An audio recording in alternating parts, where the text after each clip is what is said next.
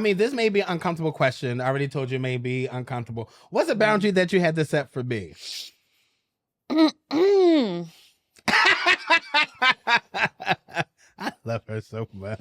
I think a boundary that I had to set for you and like for our friendship was leaving the past in the past. So like we don't talk about like past relationships and things like that. Now, if it's like relevant to the conversation and like you bring up your past relationships or I bring up one of my past relationships and it's relevant to the conversation, that's different. But just to be like sitting around talking about like we don't do that. Right. No, I never understood, and it's crazy because when we did set that boundary, which we'll talk about next time, teachable moments, that like, how do you take somebody sitting you down and saying like, hey, just want to let you know, could we stop doing this?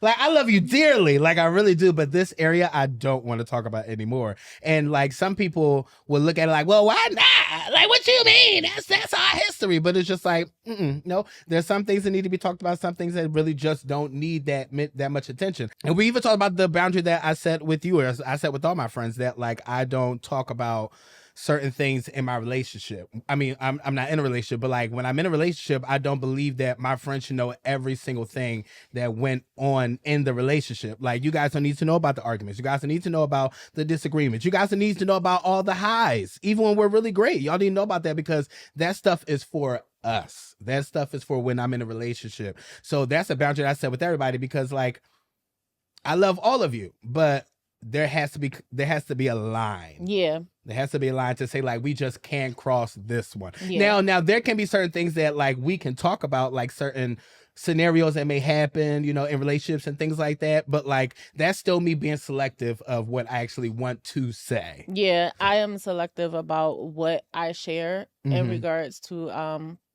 like my marriage, and then who I share it with. Yeah. Because can't trust and anybody. it's not even about that, because it's not always coming from like a malicious place, but everyone that loves you can't separate a person from a situation.